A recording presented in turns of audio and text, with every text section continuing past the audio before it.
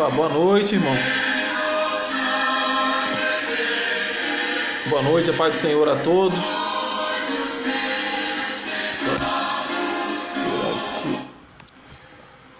Deus abençoe a todos, estão chegando, a gente já vai começar. Só aguardando mais os outros irmãos irem chegando, certo?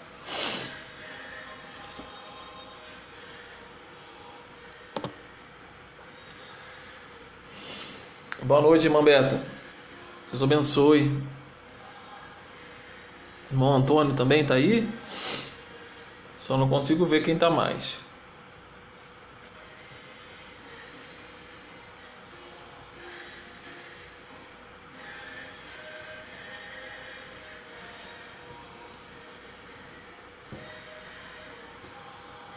Aí choveu muito hoje?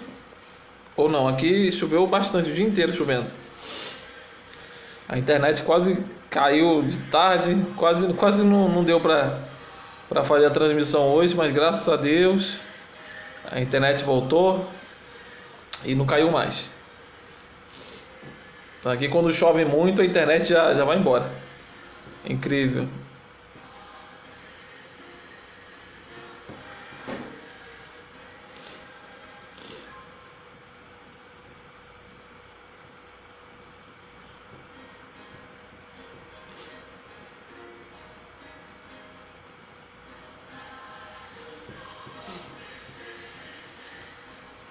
Boa noite. For chegando, só mandar uma mensagem aí para eu saber quem é. Que alguns aparecem para mim, outros não. Já a irmã Caíra, a Camila, o Naubert também, boa noite.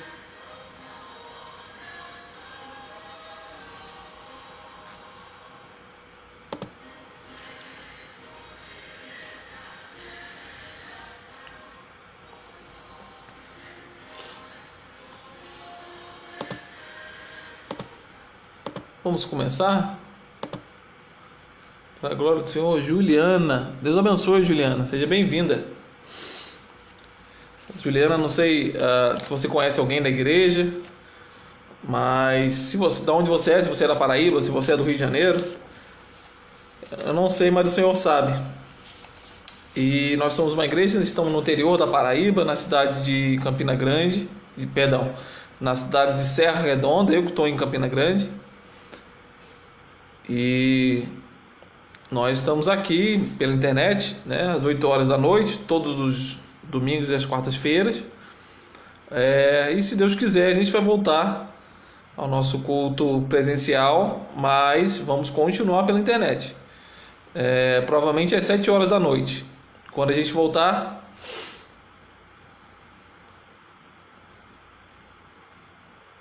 Ah, Juliana! Ah, sim. Agora que eu reconheci. Tudo bem, Juliana? Lá da minha antiga igreja, lá na Cidade Alta. Deus abençoe. Então fique com a gente aí.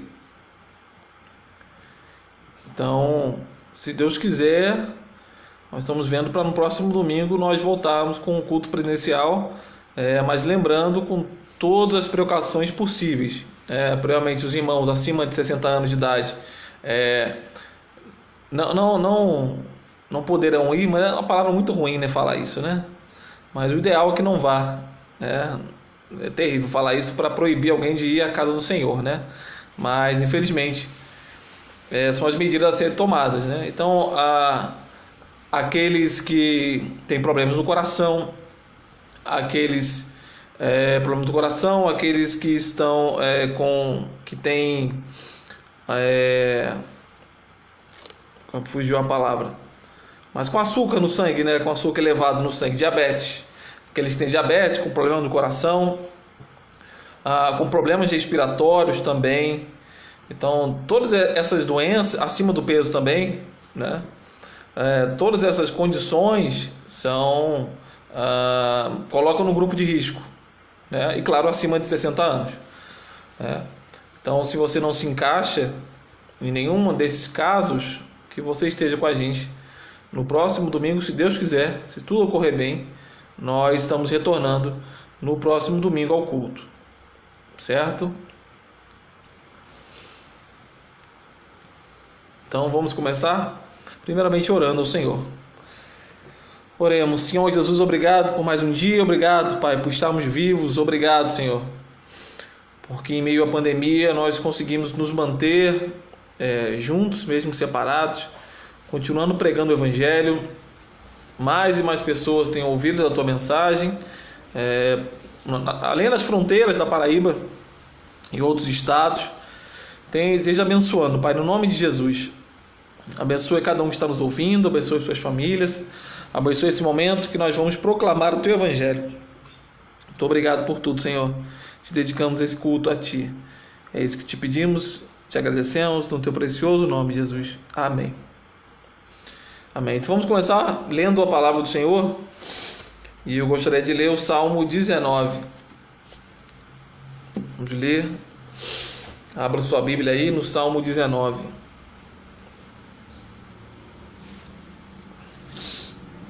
Ele diz assim: os céus proclamam a glória de Deus, e o firmamento anuncia as obras das suas mãos. Um dia discursa outro dia, e uma noite revela conhecimento a outra noite. Não há linguagem, nem há palavras, e deles não se ouve nenhum som. No entanto, por toda a terra se faz ouvir a sua voz, e as suas palavras até os confins do mundo. Aí pôs uma tenda para o sol, o qual, como noivo que sai dos seus aposentos, se regozija como herói a percorrer o seu caminho. Principia numa extremidade dos céus até a outra, vai o seu percurso, e nada refoge ao seu calor. A lei do Senhor é perfeita e restaura a alma. O testemunho do Senhor é fiel e dá conhecimento aos simples. Os preceitos do Senhor são retos e alegram o coração. O mandamento do Senhor é puro e ilumina os olhos. O temor do Senhor é límpido e permanece para sempre. Os juízos do Senhor são verdadeiros e todos igualmente justos. São mais desejáveis do que ouro, mais do que muito ouro depurado, e são mais doces do que o mel e o destilar dos favos. Além disso, por eles se admoesta o teu servo, em os guardar a grande recompensa. Quem há que possa discernir as próprias faltas? Absolve-me das que me são ocultas. Também da soberba guarda o teu servo. Que ela não me domine, então serei irrepreensível e ficarei livre de grande transgressão. As palavras dos meus lábios e o meditar do meu coração sejam agradáveis na tua presença, Senhor, rocha minha e redentor meu. Amém. É um salmo muito bonito, assim, falando sobre a criação de Deus. Como a criação de Deus, como os céus manifestam a glória de Deus e o firmamento anuncia as obras de suas mãos. E aqui ele fala dos céus, das estrelas, do sol, da caminhada do sol, né, que faz todo dia, de uma ponta até a outra. E o seu calor, a sua luz manifesta a glória de Deus, sem falar uma única palavra. E como fala em Romanos capítulo 1, a natureza, a criação de Deus deixa todos os seres humanos inesculpáveis, porque ela é manifesta, ela é clara que Deus existe e que Deus continua ordenando todas as coisas. O sol volta a nascer todos os dias. E além disso, da beleza da criação, tem também a lei do Senhor, a sua palavra, que é perfeita, que é bela. E o salmista compara, isso é muito bonito, ele compara que é mais desejável do que o ouro e mais doce que o mel. Essa é a palavra do Senhor. Deve ser mais desejada que o ouro e mais doce do que o mel. E além disso, ela admoesta. Então, além de ser doce, além de ser preciosa, ela admoesta. Ela fala quando nós estamos em erro, quando nós estamos em pecado. E o salmista também pede, e não, quer dizer, ele constata, né? Quem possa discernir as próprias faltas? Né? Como que a gente consegue ver os nossos próprios erros? A gente não consegue, a gente é cego. E a palavra de Deus, ela aponta isso para a gente. Ela anuncia, ela mostra para a gente as nossas falhas, os nossos erros, onde a gente deve andar. Então, por isso ela é preciosa. E por isso que ela nos ensina cada vez mais. Ela admoesta, ela faz discernir as próprias faltas. E que também ele pede que o Senhor possa guardar da soberba. Porque é exatamente isso. Quando nós achamos que sabemos alguma coisa, né, que começamos a andar nos caminhos do Senhor, nós podemos também cair na soberba, né, no orgulho, e que a gente escape disso, que a gente fuja disso, sabendo que toda dádiva, todo bom, todo dom, ele vem de Deus. Ele que dá pra gente. Então a ele deve ser louvado. Então que as palavras, o último versículo, versículo 14. E as palavras dos meus lábios e o meditar do meu coração sejam agradáveis na tua presença, Senhor, rocha minha e redentor meu. Que assim seja a nossa oração também, de ter palavras que sejam agradáveis e que também o nosso coração, né, o nosso interior, esteja cheio da presença do Senhor. Amém? Então eu queria colocar uma música para a gente meditar agora, nesse momento. E que você medite na letra dessa canção.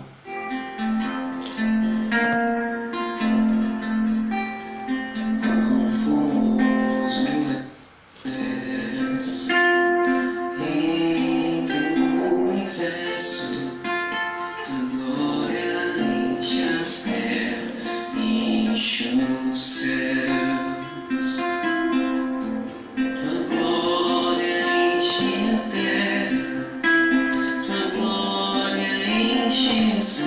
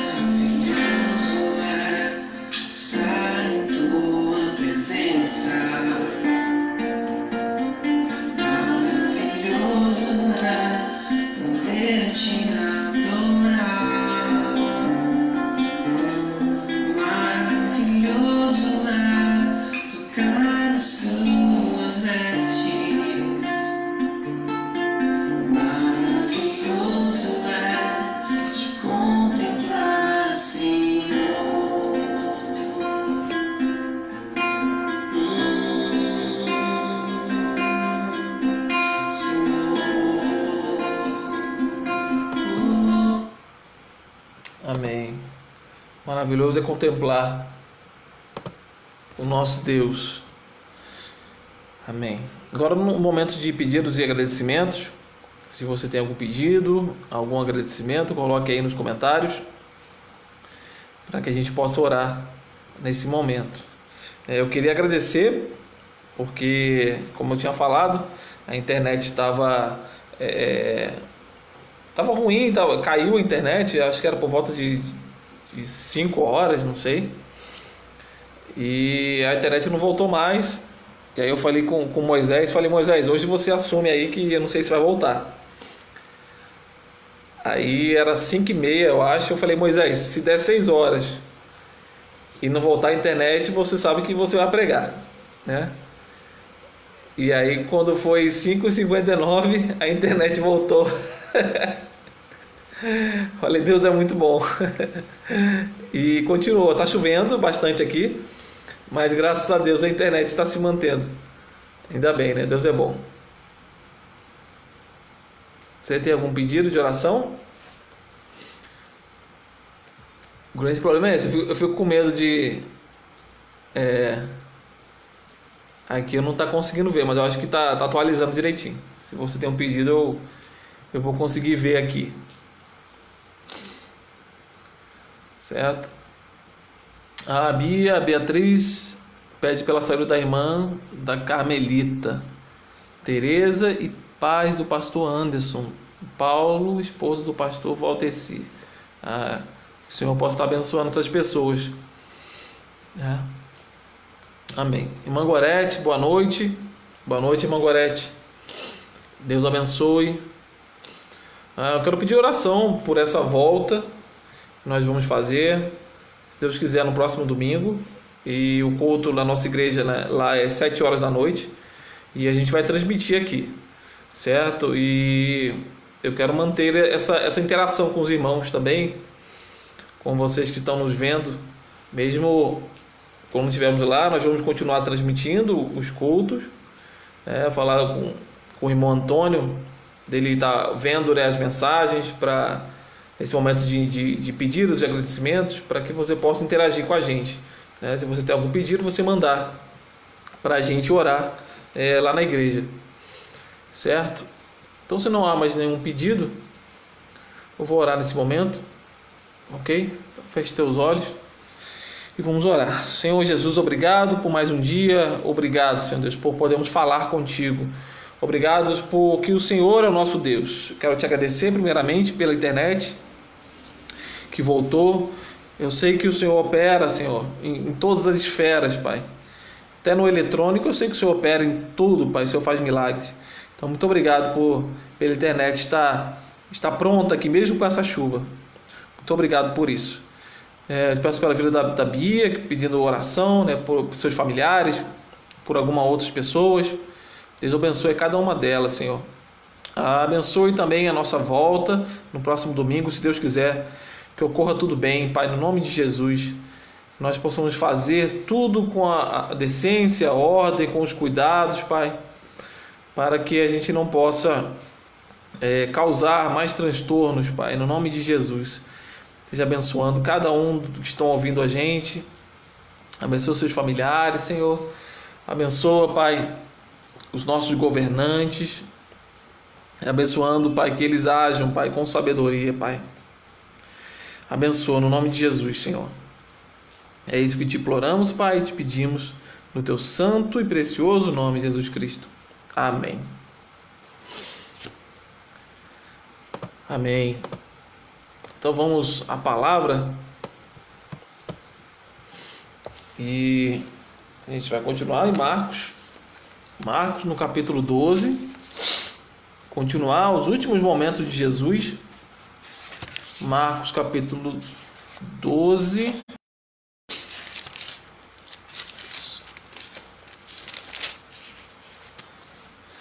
Do versículo 13 ao 17. Marcos 12, do 13 ao 17.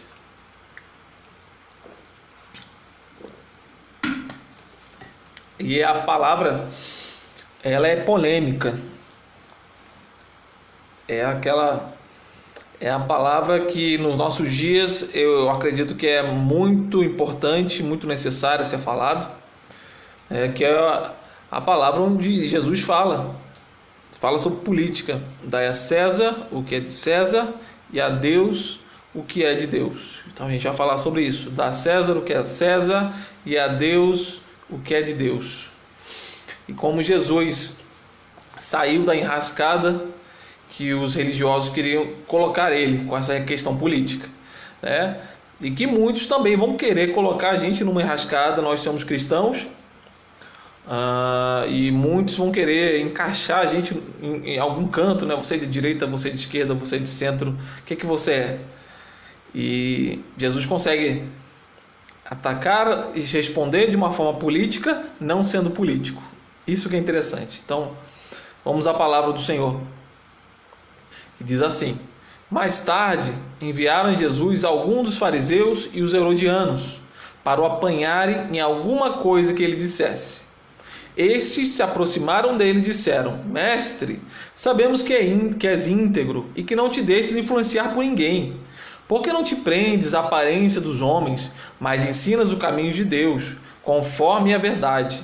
É certo pagar imposto a César ou não? Devemos pagar ou não?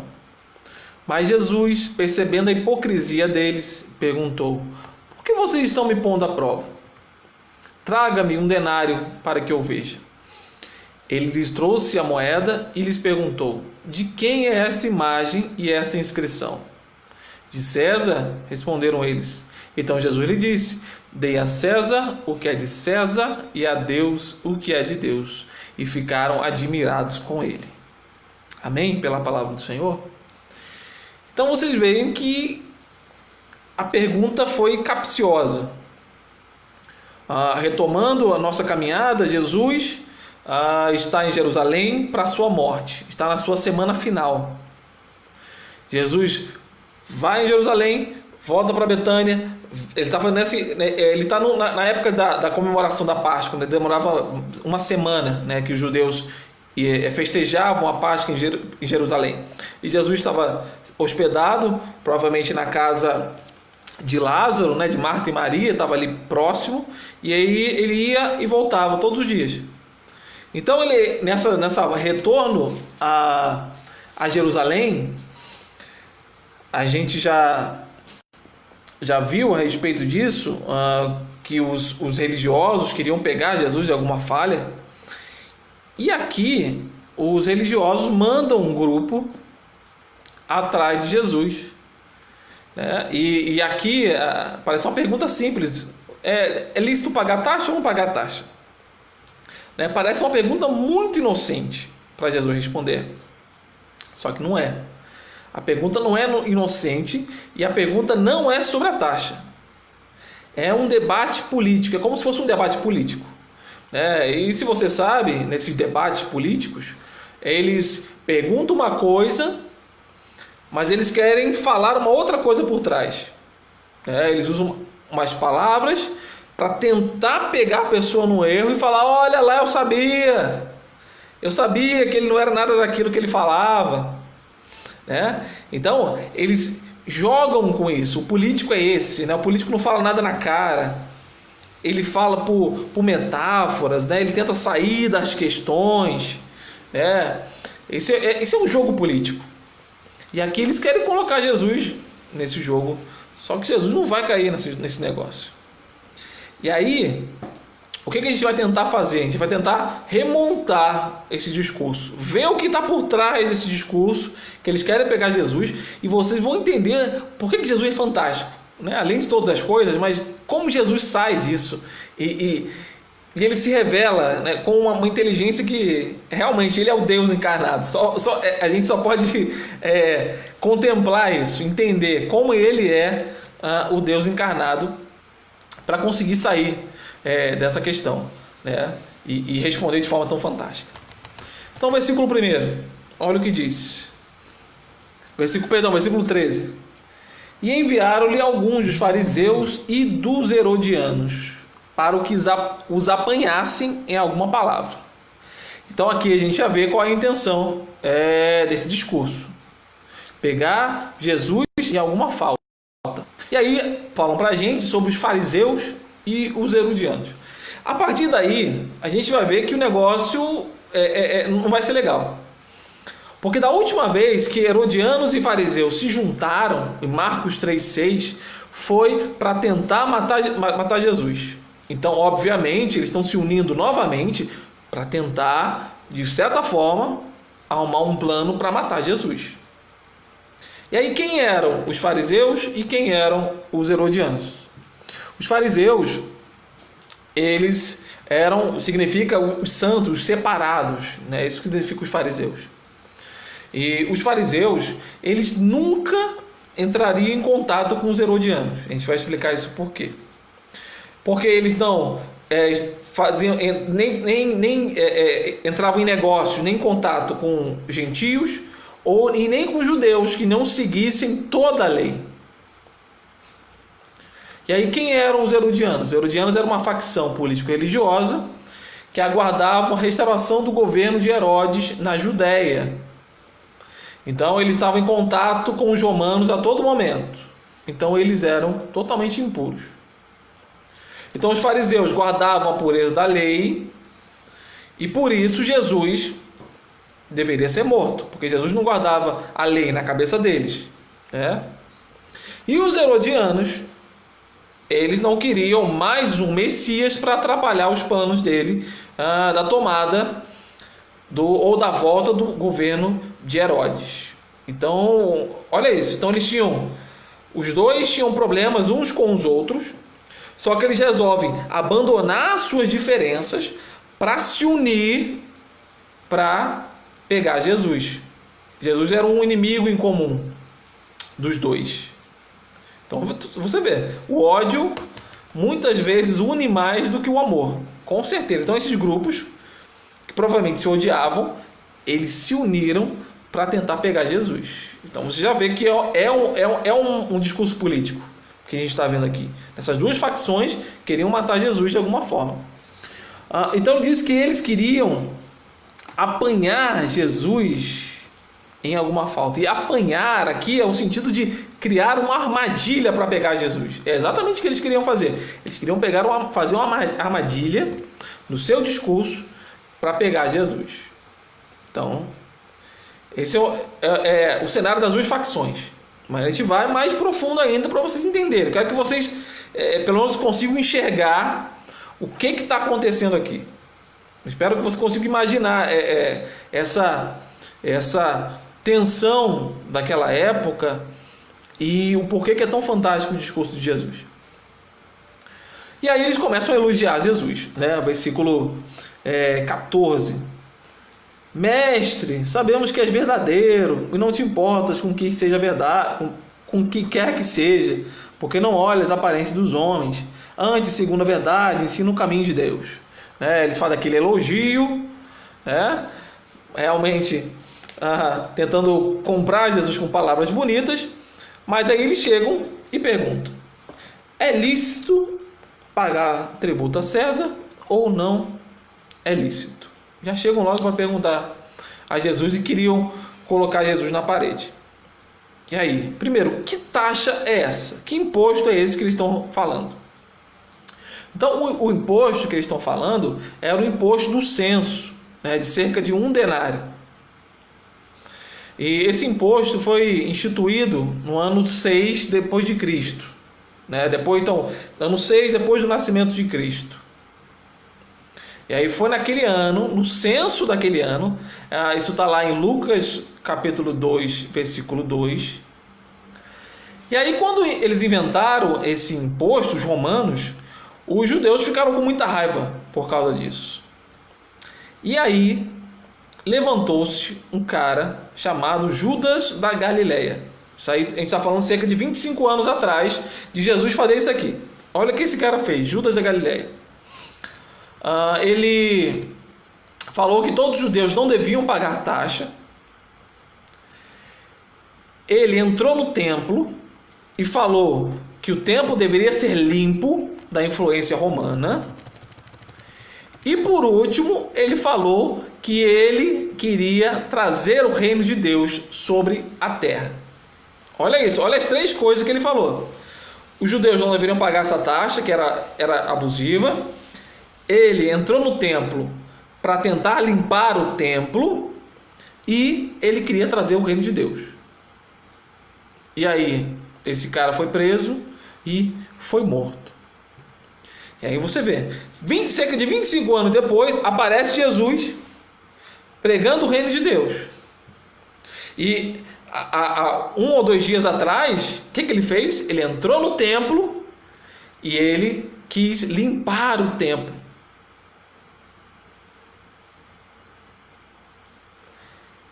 E agora, o que eles queriam saber? Se ele ia falar ou não, que era devido pagar a taxa. Se Jesus se encaixasse, né, se ele fizesse igual a juros da Galileia, é claro, ele era mais um revolucionário.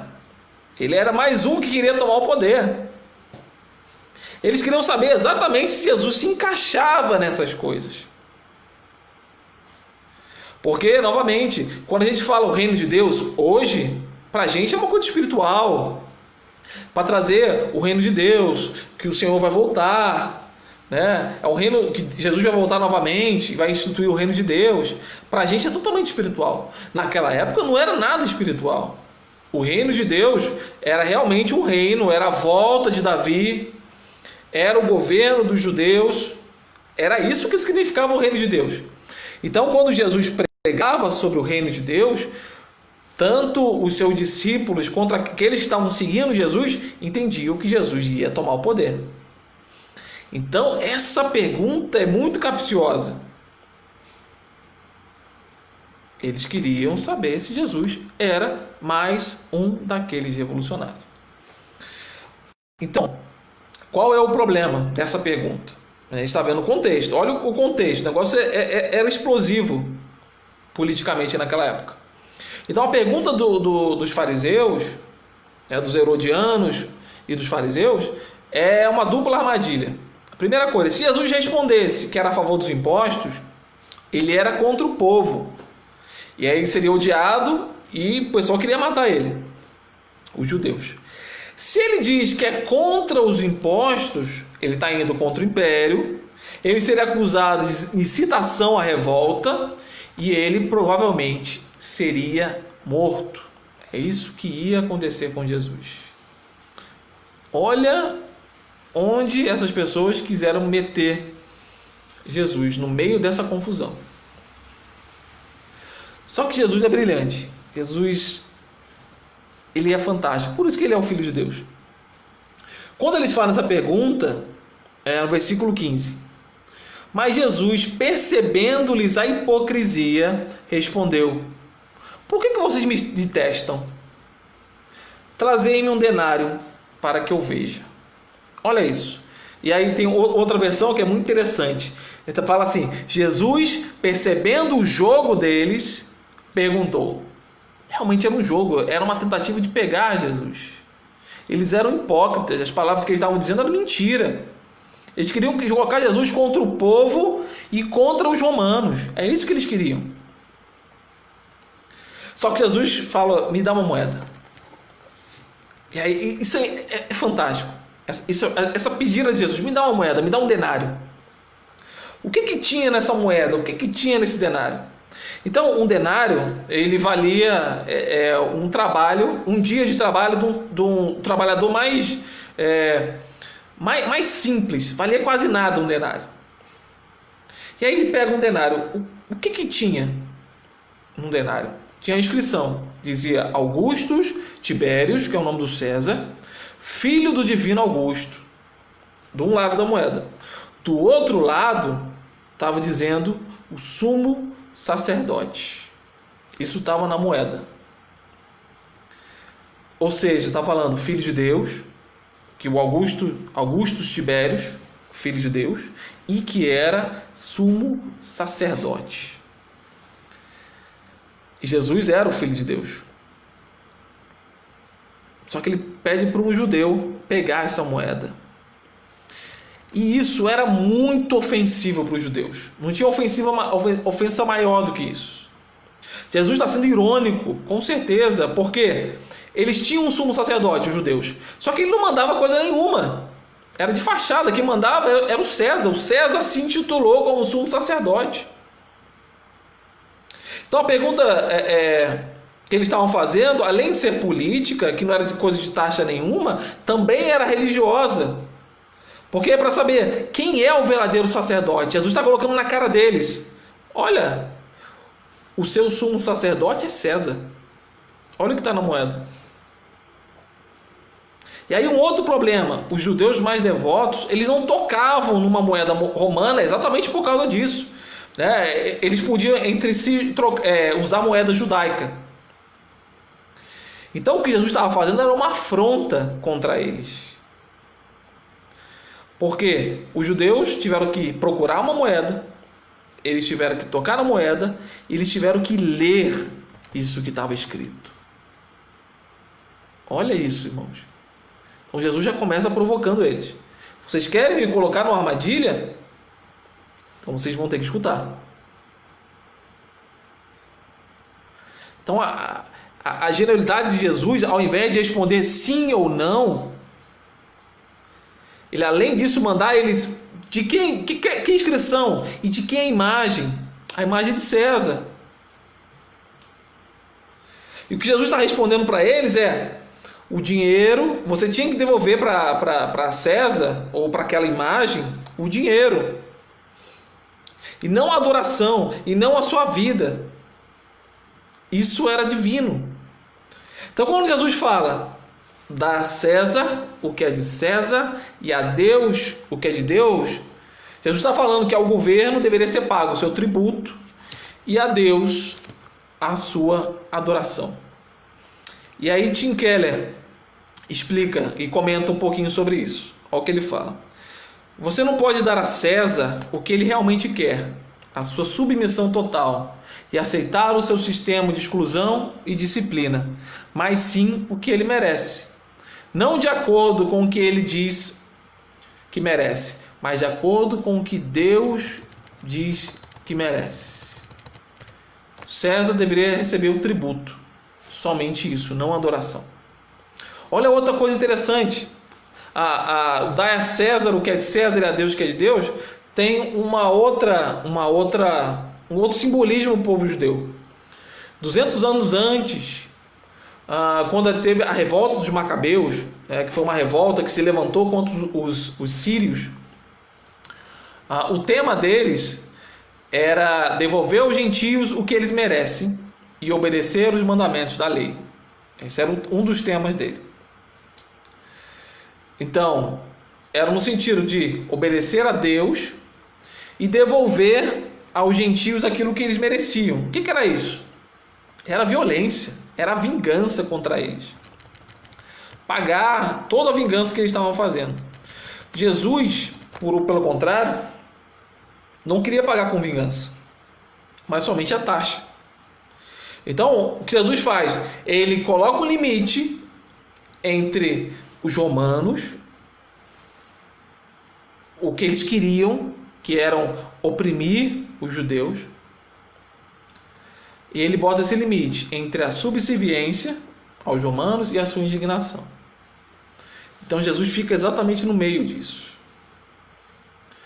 Jesus não apoia o Império Romano, ele não aceita aquilo, toda coisa errada que ele fazia,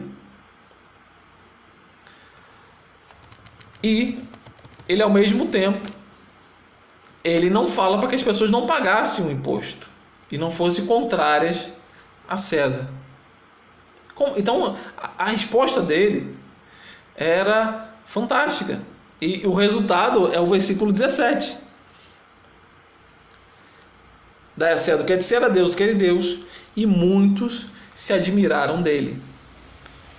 Jesus conseguiu não ir contra os romanos e também não ir contra o povo judeu. Isso é fantástico. A única resposta é realmente ficar admirado. É uma coisa fantástica que Jesus conseguiu fazer.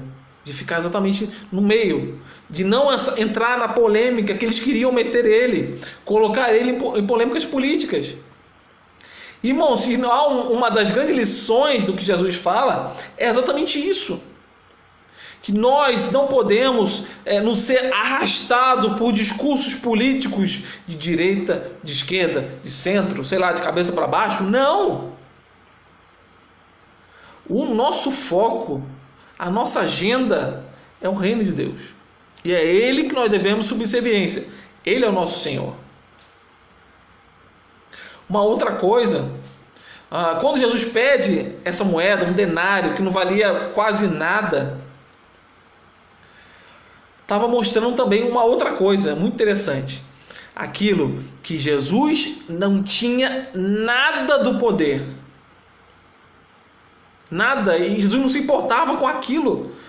Porque se a moeda estava a marca de César ali, e se nós colocarmos César é o dono de todas as moedas, porque a cara dele estava ali, Jesus não possuía o mínimo valor do que César tinha. Jesus estava fora do jogo político. Ele não possuía nada do poder terreno e ele não se importava com isso.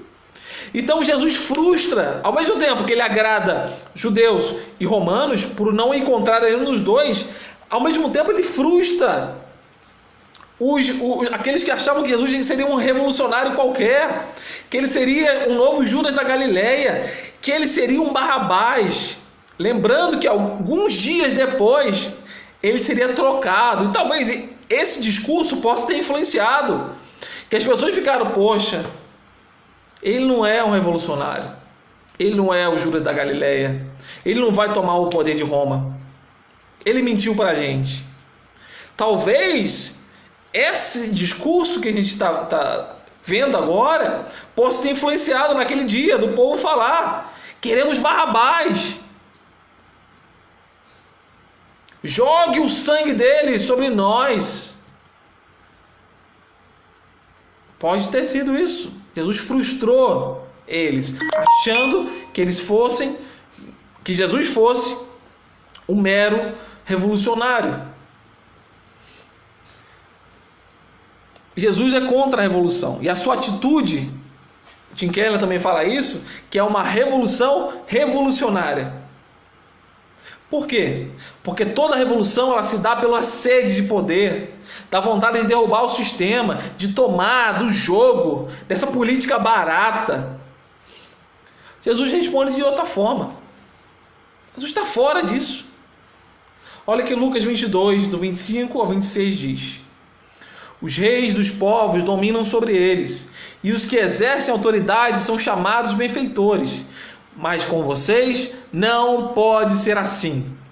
Pelo contrário, aquele que for maior, proceda como se fosse o menor, e o que governa, proceda como serve os outros. Olha isso, Jesus está falando, aqueles que exercem poder, aqueles que comandam, eles querem dominar, eles querem oprimir as pessoas, mas com vocês não é assim. Vocês estão fora desse jogo. Que o menor seja o maior, que aquele que governa seja aquele que serve a todos. Então Jesus, com a sua mensagem, ele frustra os seus discípulos, frustra aqueles que vieram caminhando. A gente está fazendo essa caminhada de Jesus, quando ele sai lá dos confins, lá da Galileia, ele vem andando, caminhando e atrai um monte de gente, achando que ele é o filho de Davi, ele é aquele que vai tomar o poder. Ele frustrou essas pessoas. Jesus não é um revolucionário. Ele não se importava com o poder. E ele fala ali, quando está frente a frente com Pilatos: o meu reino não é desse mundo. Então, ele não é um revolucionário qualquer. E por outro lado, ele é um revolucionário. Por quê? Porque a revolução de Cristo, a verdadeira revolução, é revoltar-se contra ela mesma. Enquanto seus discípulos e seguidores esperavam uma revolta contra o império, como fez com Judas da Galileia e com Barrabás, Jesus não se alinha de nenhuma forma, ele joga fora esse poder. Jesus não está interessado com o poder terreno, porque na verdade lhe foi dado todo o poder sobre os céus e a terra. Ele tem todo o poder dado pelo Pai. E como João Batista respondeu alguma vez, não há nada, nenhum tipo de poder que não venha do alto. E Jesus tinha todo o poder que veio do seu Pai. Jesus já tinha todo o poder.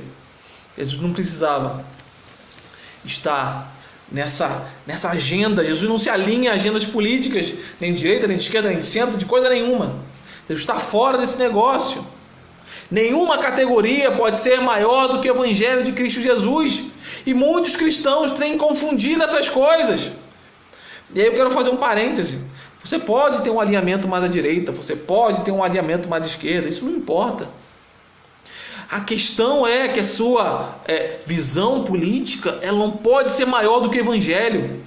Ela não pode ser maior do que a sua devoção e a sua adoração a Cristo Jesus. Porque o que acontece? Muitos cristãos estão adorando a César. Infelizmente, estão colocando César como seu Senhor. E pelo contrário, Jesus é Senhor. E essa frase matou os cristãos. Chamar Jesus de Senhor. Porque Senhor é a palavra grega Kyrios, que era dada a César. César era Kyrios. César era Senhor. Quando os cristãos falavam, não, César não é o Senhor, Jesus é Senhor. Quando eles falavam isso, eles viraram iluminação das cidades romanas. É isso que Nero faz. Quando ele empala cristãos, ele coloca em postes, enche de óleo os cristãos e taca fogo.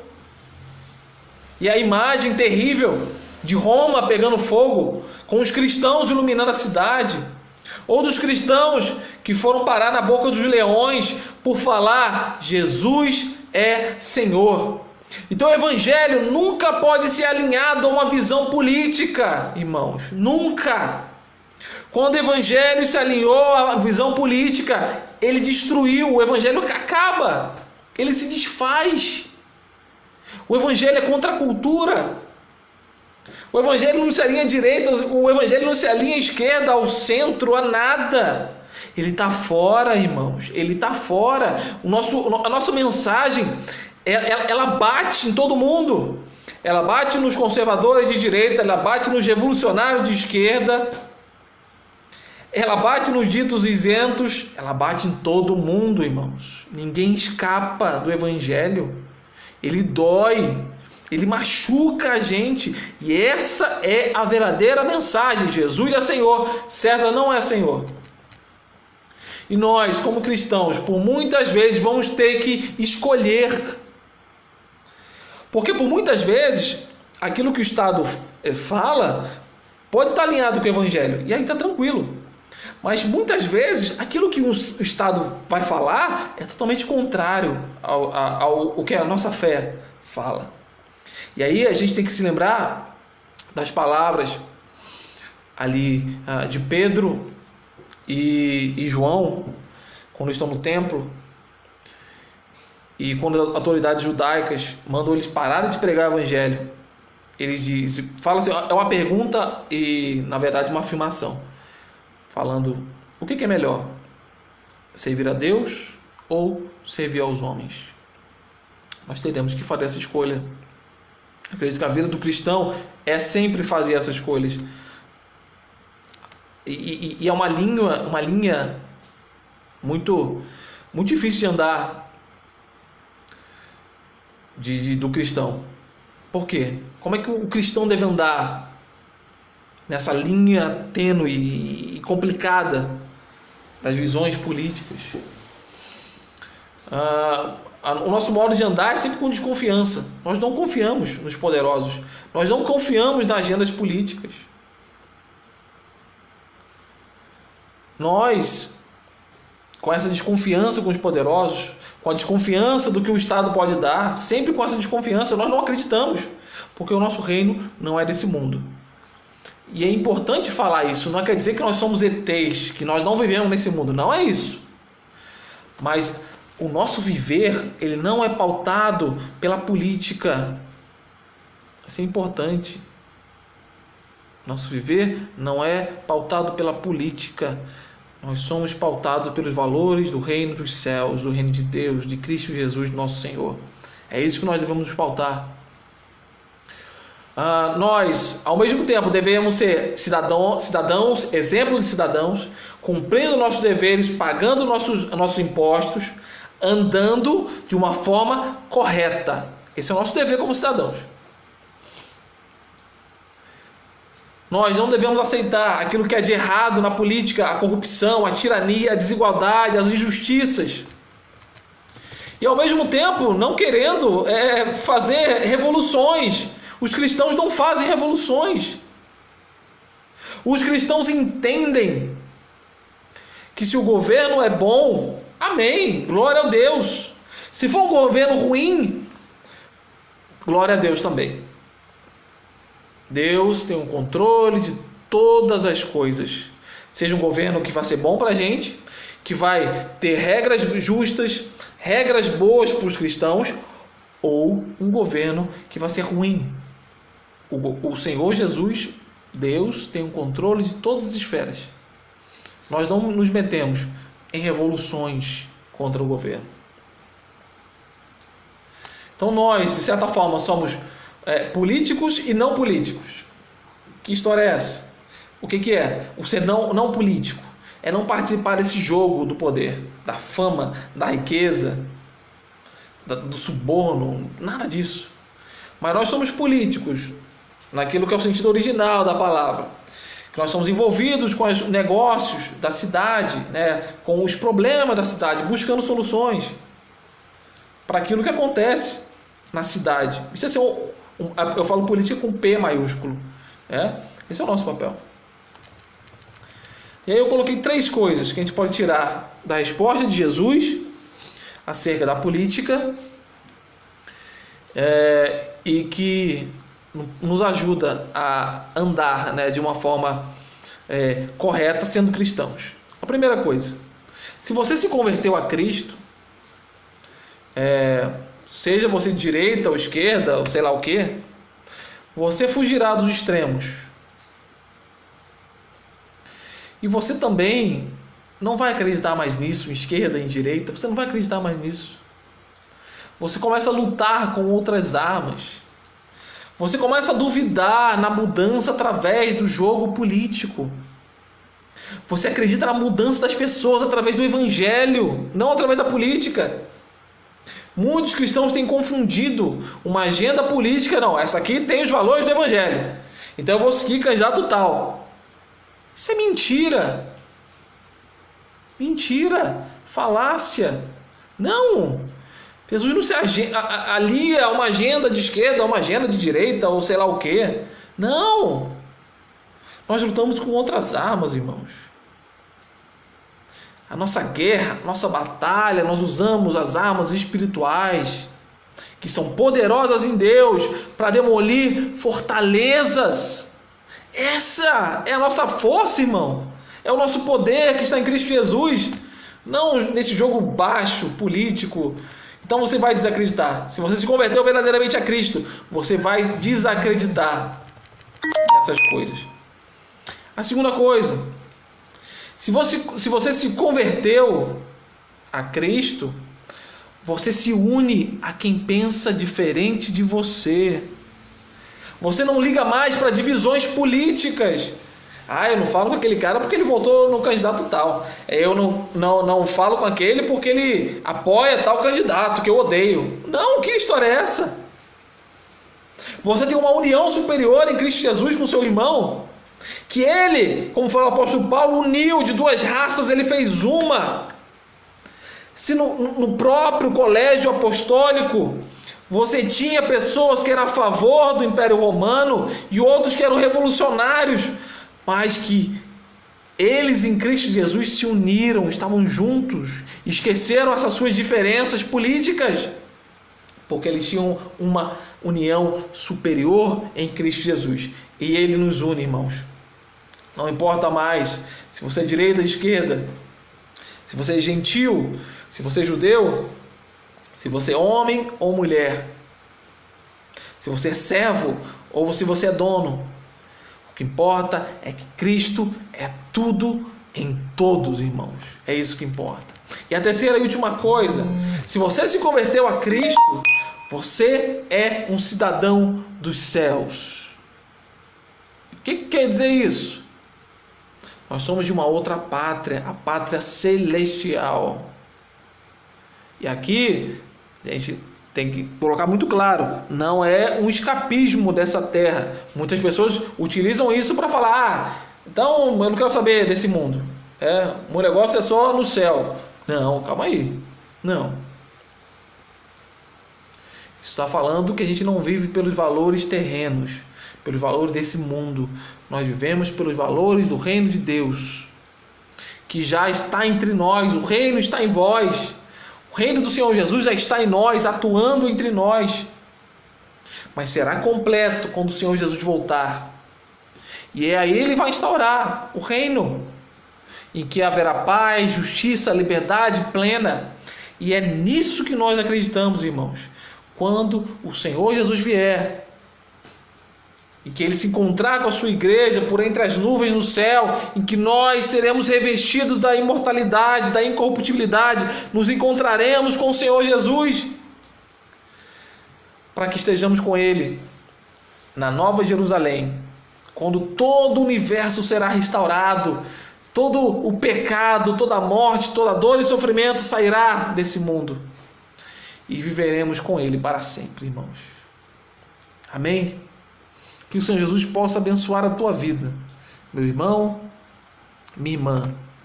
Que se você ainda está nesse jogo, ou que você se encanta pela falácia política, meu irmão, entregue o teu caminho ao Senhor. Confia nele de verdade, que Jesus é o Senhor verdadeiro, não é César. Não é o próximo político, não é esse político. Não é o presidente, não é o prefeito, não é o governador, nada disso. Mas Jesus Cristo é o nosso Senhor. Ele opera sobre todos. Ele governa sobre todas as esferas da nossa vida e da política. Amém? Que o Senhor Jesus possa abençoar a todos.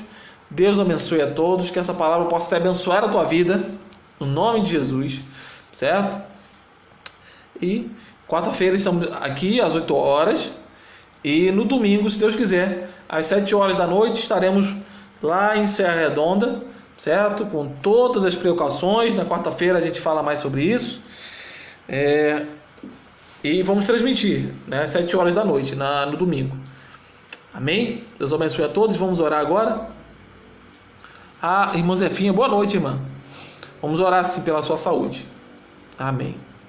Oremos. Senhor Jesus, muito obrigado pela tua palavra, Senhor, que é difícil. Hoje em dia as coisas se politizaram de tal forma, Senhor, que nós devemos ter uma real noção que o Senhor Jesus, Ele é o Rei, Ele é o Senhor, não é César. César não manda em nada. Ele é o Rei que não possui um denário sequer, porque Ele tem todo o poder que é dado por Deus. Muito obrigado pela mensagem, obrigado pela tua palavra, Senhor. Abençoe meus irmãos em Cristo, eles abençoando cada um que está escutando de todas as partes do Brasil. Obrigado, Senhor Deus, por todos que escutaram até aqui. Abençoa, que nós possamos estar quarta-feira novamente aqui para louvar e agradecer o teu nome. Eu quero te pedir pela nossa irmã Zefinha, pela sua saúde, pela sua família, pelo irmão Agripino, e abençoe também todas as outras famílias da nossa igreja, Pai, e das famílias que estão nos escutando.